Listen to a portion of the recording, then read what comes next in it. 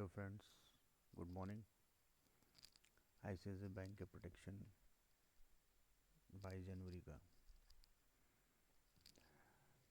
Friends, अगर आपने कल का वीडियो मेरा 21 जनवरी का देखा तो आप उसमें देख पाएंगे कि मैंने आप ये चीज़ बताई थी कि आईसीआईसीआई बैंक में भी अच्छी खासी गिरावट आएगी, और आज कल आपको चार्ट में ये चीज़ दिखाई दी।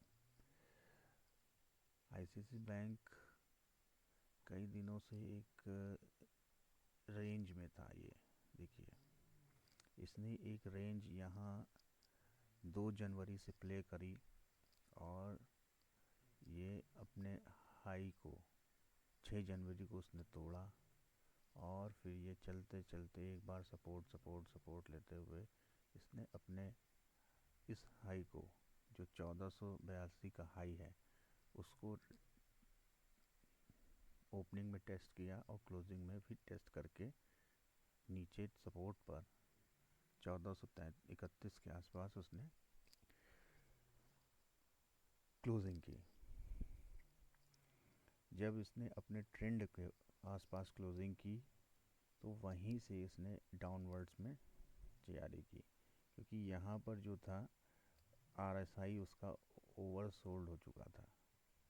इस वजह से यहाँ पर जो ओवर सोल्ड की स्थिति में वहाँ पर प्रॉफिट बुकिंग ही होनी थी, और जैसे ही उसने प्रॉफिट बुकिंग हुई वो नीचे की तरफ आ गया, मतलब अपना ट्रेंड लाइन पर बेस लिया उसने, और ट्रेंड लाइन पर बेस लेकर के फिर वहाँ से जब उसका आर एस आई सही बॉट ओवर सोल्ड की स्थिति में आ गया तो फिर ये वहाँ से चलता उसने जर्नी की ऊपर, और चलते चलते इस तरह इसने यहाँ पर गया।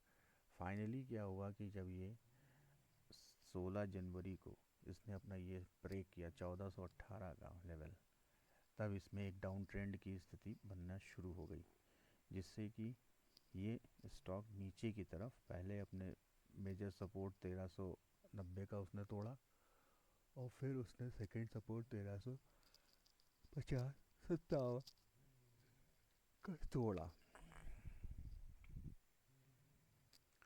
1357 के सपोर्ट को तोड़ते ही वो आरएसआई पर ओवर सोल्ड की स्थिति में आ चुका था, जिसकी वजह से फिर ये उसने रिवर्स किया। फिर उसने अपना 1390 के लेवल को टेस्ट किया, और कल जैसे मैंने बताया था कि ये फिर से नीचे जाएगा, और ये स्टॉक डाउन ट्रेंड में है। इसके पीछे क्या है कि आरएसआई जो मतलब कि आईसीआईसीआई बैंक जो स्टॉक है वो एक इंटरनेशनल बैंक की तरह काम करता है, हिंदुस्तान का एचडीएफसी बैंक की तरह।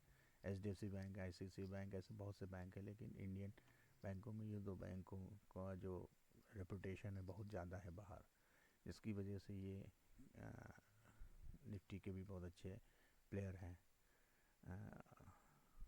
कहने का मतलब ये है कि डॉलर डॉलर के जो हाइक्स हो रहे हैं, डॉलर यूएसडीआर एनआरआई का जो हाइक्स हो रहा है, उसका इम्पैक्ट इन बैंकिंग शेयरों पर पड़ रहा है। कल आपने देखा कि लाइफ टाइम हाई पर 91 के आसपास हमारा डॉलर रुपी पहुंच गया है। 3-4 फैक्टर इसमें काम कर रहे हैं कि पहला तो हमारे डॉलर की वजह से ये शेयर इक्विटी मार्केट में ये शेयर्स गिर रहे हैं, क्योंकि फॉरेन इन्वेस्टमेंट्स ये इन पर बहुत है। और दूसरा ये है कि इसमें मार्केट में इस समय केवल प्रॉफिट बुकिंग हो रही है। प्रॉफिट बुकिंग क्या, एफ आईज केवल बेच रहे हैं। जब ये बेच रहे हैं तो बड़े बड़े लार्ज कैप्स में ही वाली होती है, क्योंकि उसी में प्रॉफिट होता है।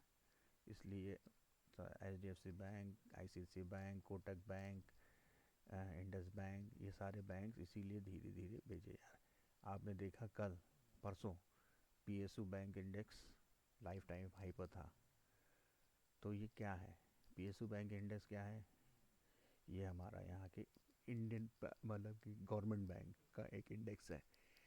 इस पे लाइफ हाई भी इसलिए बना क्योंकि सरकार बजट का टाइम आ रहा है, सरकार इसमें कई चीज़ें फंडिंग्स कर रही हैं, जिसकी वजह से ये हमारे बढ़ रहे हैं। लेकिन प्राइवेट बैंक क्यों नहीं बढ़ रहे हैं? प्राइवेट बैंक इसलिए नहीं बढ़ रहे हैं क्योंकि ये डॉलर की रुपये की डिवैल्यूएशन की वजह से ये नहीं बढ़ रहा है।